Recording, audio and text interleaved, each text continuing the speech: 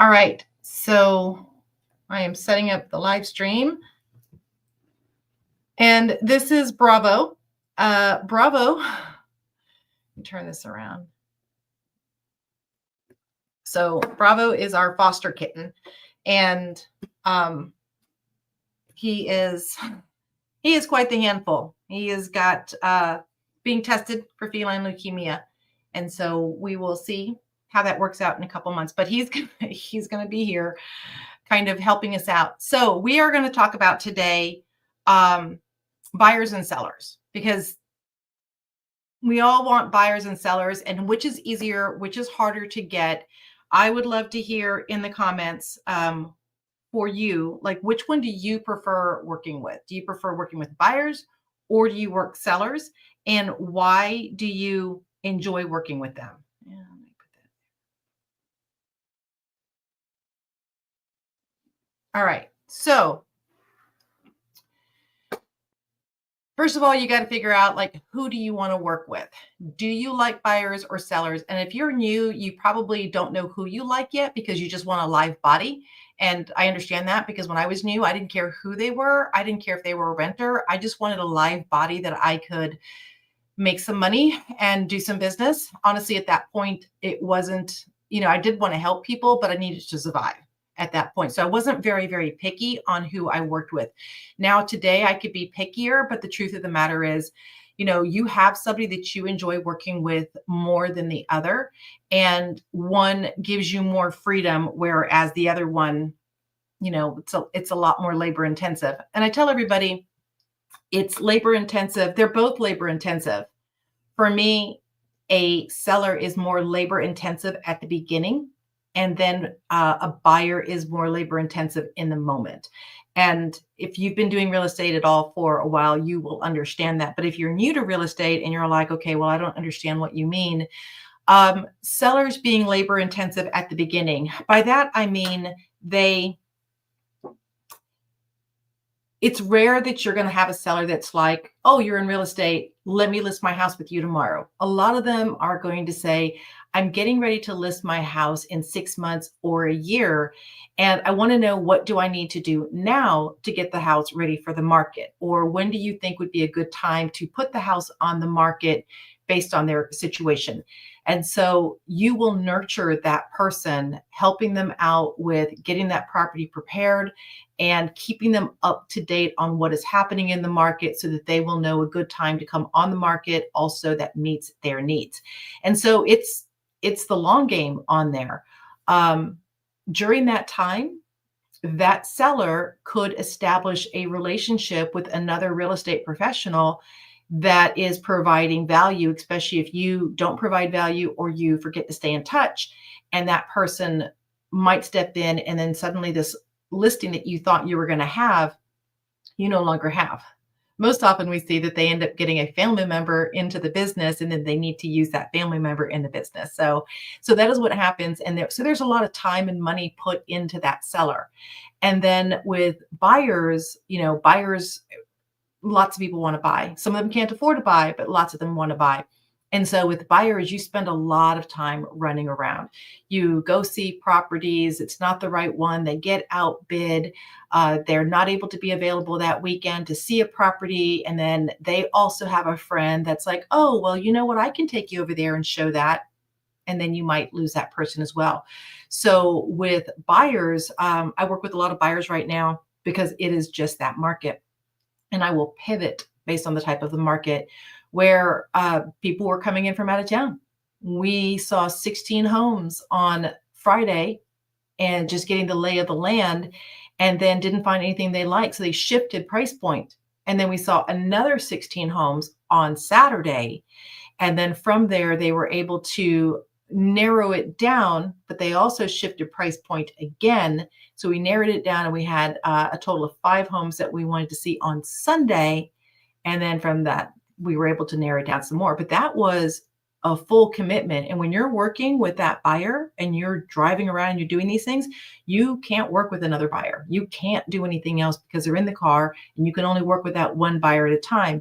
So when you're working with buyers, you can only handle so many at any given point, because there's only so much of you. So what do you like better? Do you like the buyers or do you like the sellers? And I honestly do like them both. It just depends on what time of the year and the market it is. Because if you were in that seller's market and you had sellers, that was great. You couldn't, people who had buyers were just getting outbid every single day. And now it's a buyer's market. And if you've got a lot of listings and they're just sitting there, that's not helping you out either. So, um, some of the questions I had with sellers, yes, you can have more predictable timelines in there because you have ideas of when they're going to get listed for the market.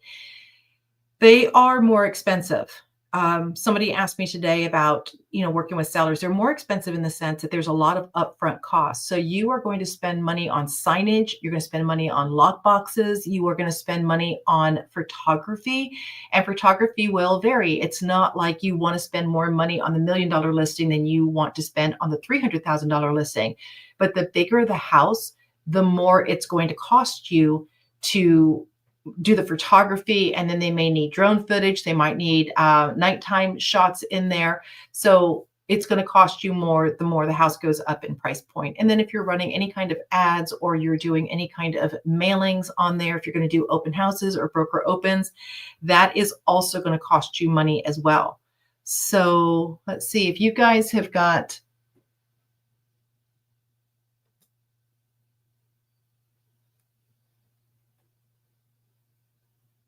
Okay.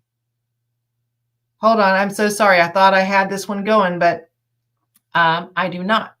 So we are live over there. And so it's just going to be dependent on where you are at the stage in your life and who you enjoy working with. And at the beginning, I would say work with everybody, because even if you're working with sellers, not all sellers are created the same. There's mobile home sellers and condo sellers, townhouse sellers. There's high-end sellers and first-time home sellers. There's vacant land sellers. There are investment sellers. So just because you may be working with a seller and you had a bad experience or a good experience doesn't mean that your next experience is going to be the same. And same thing with buyers. Buyers have different price points and they have different needs. And if you are not setting yourself up with the buyer that the expectations are there, you may have a bad experience. But if you set up the expectations, then the experience is going to get better. But you're going to learn what you like and what you don't like by trying them both out. And then listings right now in this market, since it's a buyer's market, it's a little hard. If you're a strong listing agent and maybe you've got 10 listings, that's 10 properties that you've invested hundreds, if not thousands of dollars into for photography alone. And then you've got the signage and you've got the lock boxes. It is easier when we talked about them being labor intensive. Sellers are easier in the sense of communications and updates, because with sellers, you can do those weekly updates and you can do them at any time of the day. And then you can email it to them. And I always say, still call them. Don't just email and forget about them. Still have a conversation. But that's a whole lot easier to handle than it is when you're taking that one buyer out to see 16 properties, and that is your entire day. So yes, let me know if you like, hey, Mark, let me know if you like buyers or sellers more in there. And then if you have a specialty that you're looking for, let me know that as well. If you are like, nope, I just do condo market, or I do waterfront property, or I do rural land, they're all okay. You just got to find which one you might enjoy the most. So let me check for the comments and make sure we don't have any comments in here. Okay, we're good. Okay, so the next thing is, if you found who you want to work with, then how are you going to find more of them? And that's a very, very, very question. How do you find more of them? Okay, first and foremost, if you're doing any kind of social media, you're going to tailor your content on your social media for the person that you enjoy working with. So for example here, yes, I like both as well. If you are going to want to work with sellers, your content for sellers would be more along the lines of, mistakes that you see sellers make. So it could be like top 3 mistakes I saw sellers make this week, or it could be 3 things you need to do before you put your house on the market. Your content might be about the best colors, paint colors to paint your home if you're going for a neutral color, or decluttering and different ways to declutter, like where do you store all of that stuff. So answering all of those questions on what sellers would be looking for will be the kind of content that you would create for the sellers. If you are working buyers, then you would, of course, answer those kind of questions as well. Like buyer mistakes that you see being made right now, or what they should look for on the inspection report that someone didn't do and ended up costing them $24,000. So that's the kind of content that you want to make. If you like working both, then I would alternate the content on there so that, one post is a seller post, and then the next one is a buyer post. And because you got to remember, a lot of times your buyers and sellers, they are actually both in the same transaction. Because if you've got somebody who is selling a house, they've got to go someplace. So they may be needing to buy or rent either in that same town or someplace else. So they may be looking at your social media and needing content for both. And same thing with people who are buying. They may have a house that they need to sell before that they are able to buy. So it's okay to make content for both of those. But it's also, I see like a lot of agents that are on social media and they will have a listing only channel. So is the listing only channel there for the listings and helping sellers, or is the listing only channel there to attract buyers? See, I think it's for both, because when they put up all the listings, they want to bring the buyers in so that they see a listing and they're like, hey, I love this listing and I want to buy this property. So they're definitely there to attract buyers. But what they also are attracting is they also are attracting sellers, because sellers are like, hey, I love your marketing strategy. I love what you're doing. I love the reach and engagement that it is getting. And that's the kind of agent that I'm looking for to get my house to have that kind of exposure as well. So if you do just listings or virtual tours, then you are also going to attract both buyers and sellers. Let's see, ideal clients. Well, yes, postcards. If you're looking for sellers, you would be sending postcards to a community saying, if you're interested in selling, let me know. But you could do postcards to an apartment complex. I don't know how well that's going to go over. If you're mailing an apartment complex, it's like, stop renting, start buying, stop paying your landlord's rent, buy your own house. They may not appreciate that, but it can't stop it. Another place, if you're looking for buyers and you're wanting to do postcards or your letters, is you can do a search of all non-owner occupied properties, which probably means that they're being rented. And then you can do a letter or postcard to them that's like occupant, or current resident. So it will get delivered, and then it will just go to whoever's in there, because you're not going to have that person's contact information. You're not going to know the name of the tenant on the lease. But if you put in their occupant or current resident, then it will get delivered to them. And then the letter would be the same thing. Like, hey, if you're tired of paying your landlord's mortgage, get your own mortgage and own your own place. And then you can paint the walls whatever color you want. You can do targeted ads the same way on there. So whoever it is that you've decided, make sure there's no comments, whoever it is that you've decided that you want to work with, that is how you're going to go and get more of them. Now, is there a process that you guys are doing that I haven't thought of that you are doing to market for your own ideal client? If there is, definitely put it in the comments and let me know on there. Let's make sure I don't have any kind of comments that I have missed. Okay, perfect. Now there is a cost to getting this additional client. Most of it's going to cost you money. If you're doing postcards, stamps just went up. So you're going to pay money there. If you are doing social media, that can be done free because your social media account is free. But if you are able to edit your own content, that's going to be less expensive. You still may need some sort of software. There's a lot of software that you can get away with for free, but you probably want to get to the paid version if you're wanting to really use all the bells and whistles in it. If you do not know how to edit your videos or do not want to edit your videos, then you might be doing something more where you're paying someone to edit it for you.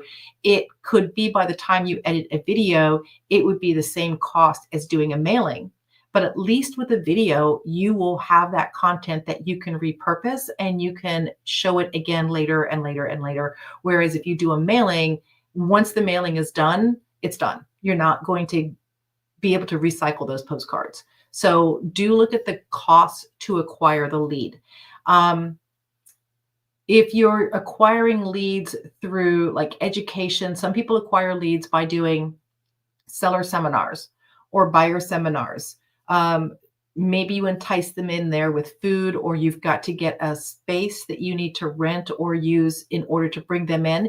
If you're going to use like a Zoom call or some sort of video, there may be a cost to that. Like I think Zoom will allow you to do, I think it's 40 minutes that you can do Zoom before you have to actually go into a paid plan. So there may be some cost in there for that for you.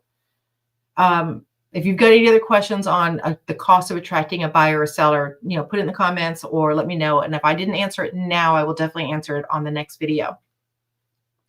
So next is how do market conditions, let's see here. Market conditions and how do they change your game? So one of the worst things that ever happens is you are working with a client base and the market changes. So remember a few years ago when it was a seller's market and everybody loved having a listing because the buyers were just bidding everything up and you were like just so happy to have a listing.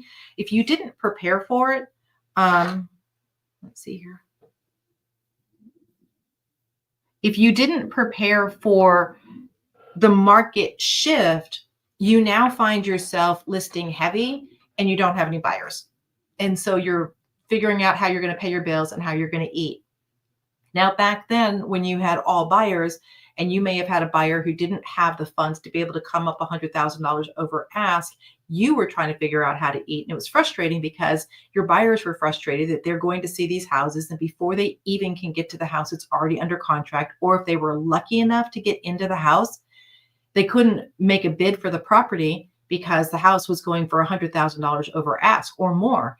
And so it's important to understand the market conditions so you can prepare for the shift and start shifting who you're working with more. And that is where you want to have a pool of both people and you want to stay in contact with both people. But how do you prepare for the market shift? You need to study the analytics. You need to study the numbers and what is happening. You need to have friends in the lender business because they are seeing it way before we do.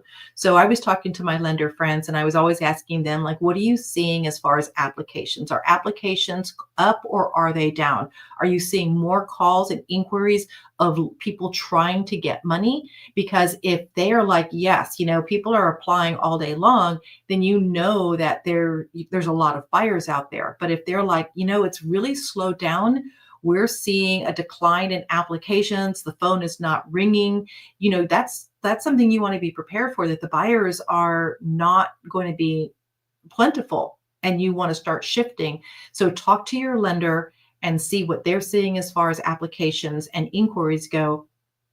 And then also stay up on the market.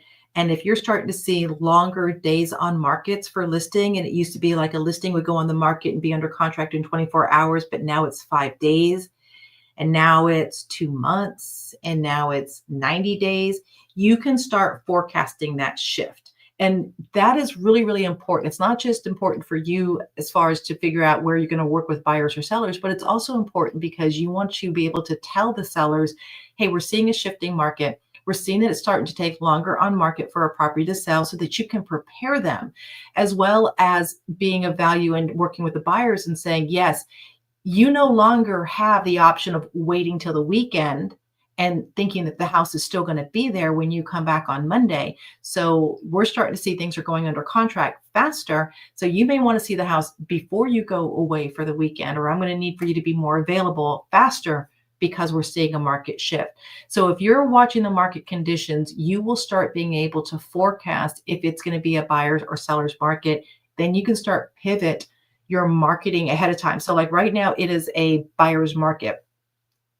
I know that listings are going to expire. Some of them are already expiring, but more of them are going to expire. So what I'm doing now is I am making my content about helping sellers know how to handle a listing that has been sitting on the market, or what they need to do when their listing expires and the changes that they need to make in order to be successful the next time around.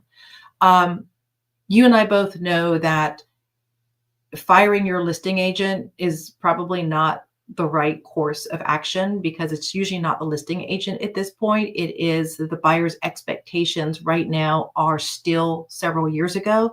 And it's that they don't want to make a difference, change in the price, or they don't understand how long it's going to take for the property to sell. So they think it's going to take 6 days. And when it takes 6 months, they're frustrated. They're very, very frustrated.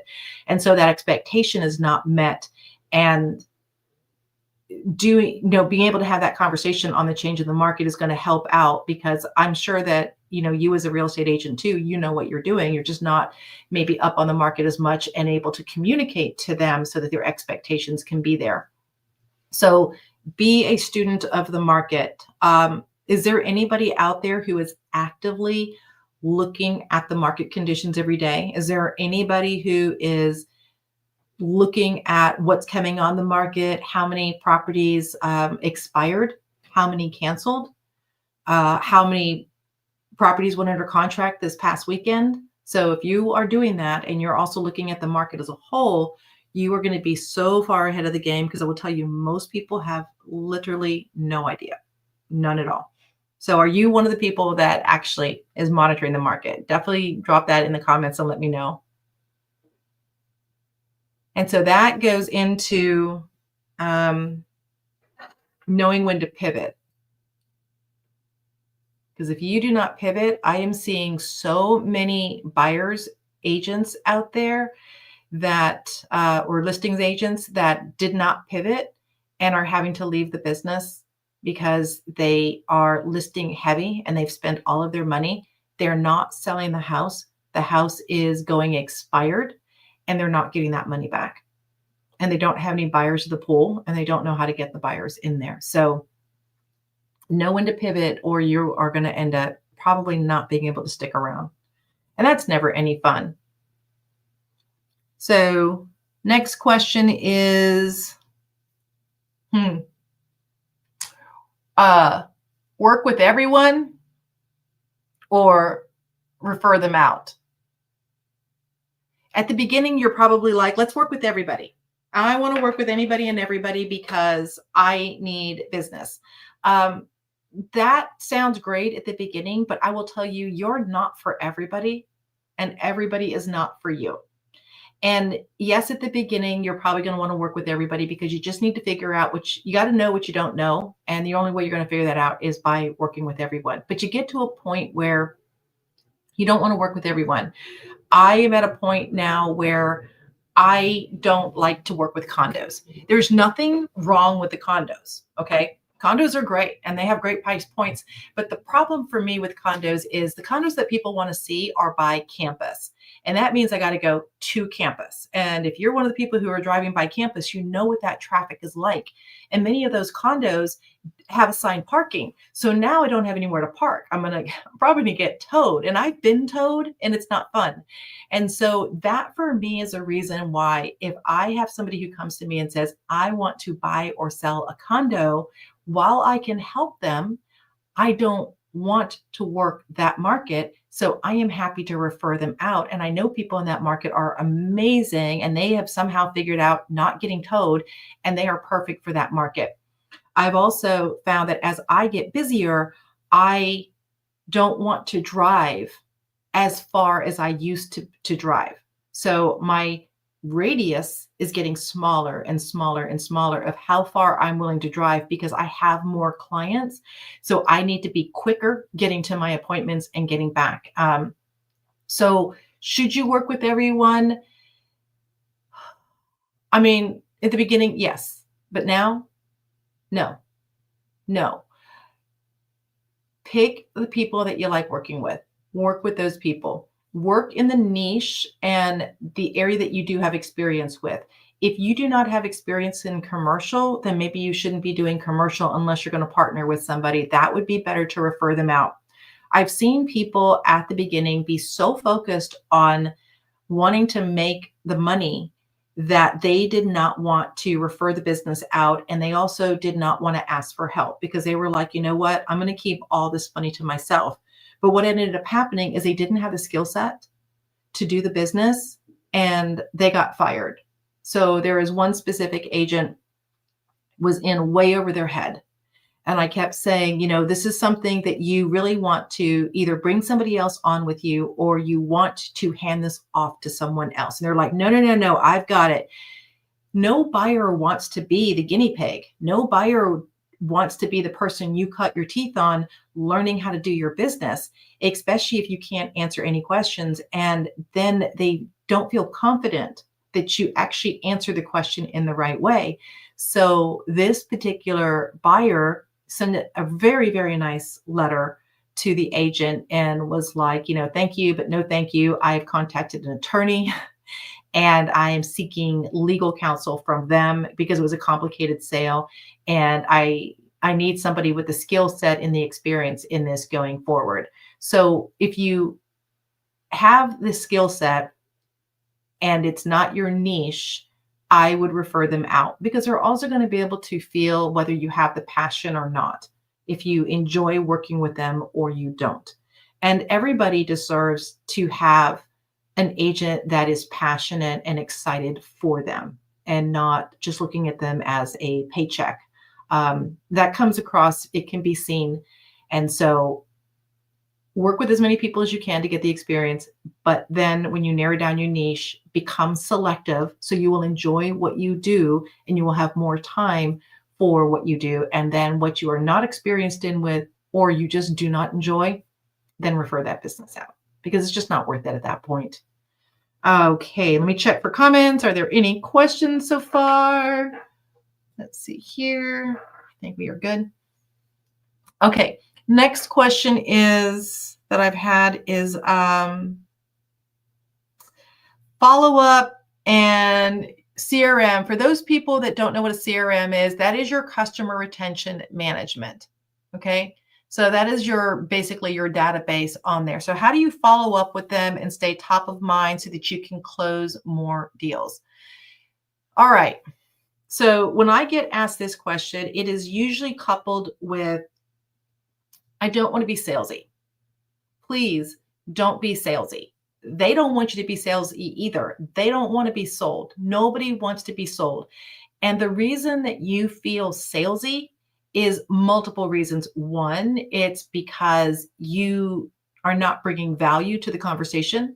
You have got your hand out and you are asking for stuff, but you are not bringing anything to the table. And you probably know that.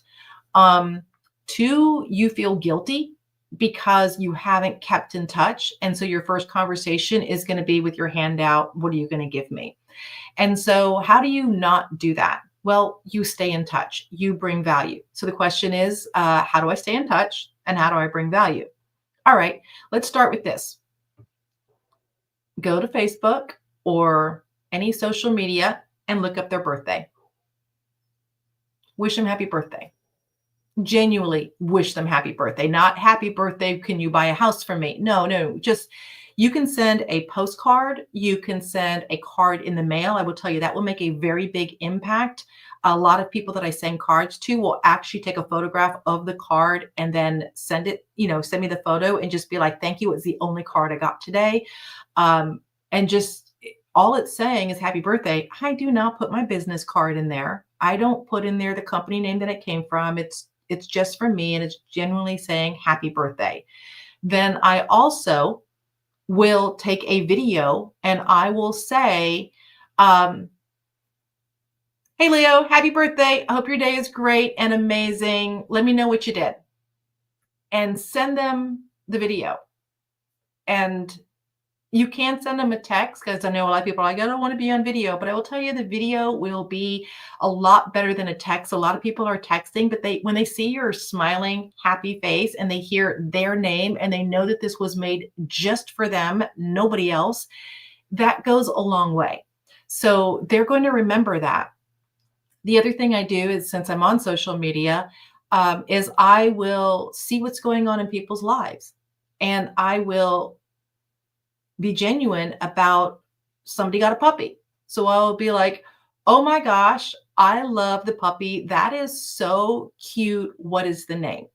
So you could go onto social media and you can put in there a like, and you could be one of hundreds of other comments. It's like, congratulations, but you're just lost in the shuffle. And again, you're not bringing value in there. So if you see something that they're doing, you can comment, you can send them a card in the mail, you can send them a video, you can reach out with a phone call and be like, hey, I'm so sorry for what you're going through.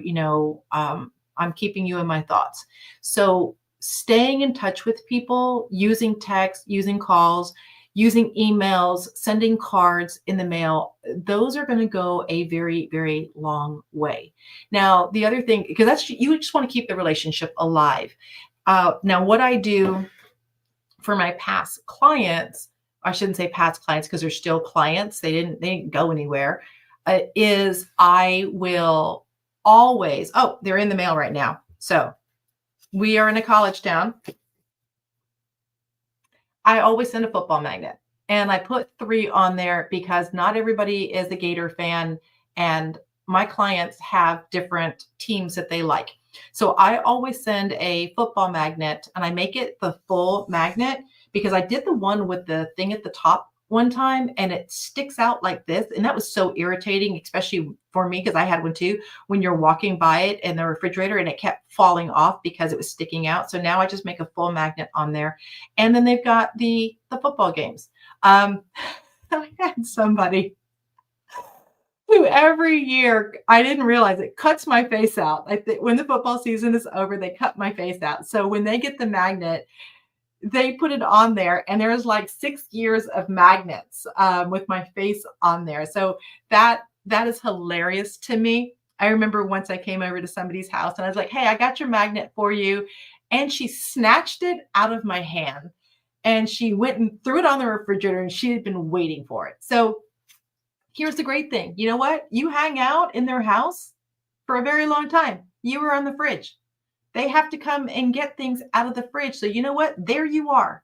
So that is one way I stay in touch. The other thing that I do is, I don't have any of them right now, but is I do the same exact thing, but I do the calendar.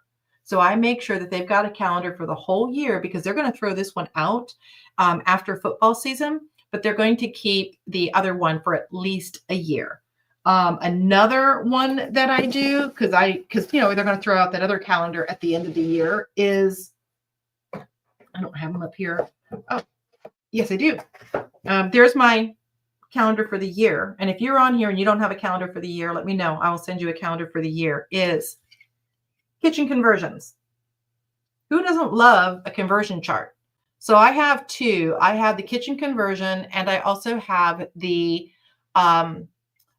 temperature. What should the temperature be when they are cooking? So that hangs out all year long. So I stay in touch with those, and I stay in touch with birthdays. If I've helped a customer buy a home, I stay in touch with home anniversaries as well. And then another thing I do is I also do pies at Thanksgiving. I know for a lot of people it's old and they don't like doing it, but I love it. I love to do pies at Thanksgiving, and I try to get my pie ordered when Publix is having their sale so that I can get a discount. And it gives me an opportunity, no sales. It gives me an opportunity to reach out to every single person and send them a message. It's that time of year. It's pie time. And I want to say thank you for being in my life and just having an amazing relationship with you. Here, tell me what kind of pie you want. And I now have them come to me. I don't go to them anymore because I wasn't seeing anybody, because when I went by, they were at work. So I didn't get to see anybody. So everybody comes by the office over 2 days and they pick up their pie. And I get to talk to people. I get to find out and they say, you know what? No, I'm on a diet. I don't want a pie this year. Give it to somebody else and I will.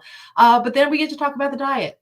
Or they'll say, I'm going to be out of town visiting family. Oh, where are you going? When are you coming back? And then I get to follow up with them and find out, how was that trip? Did they have a good time?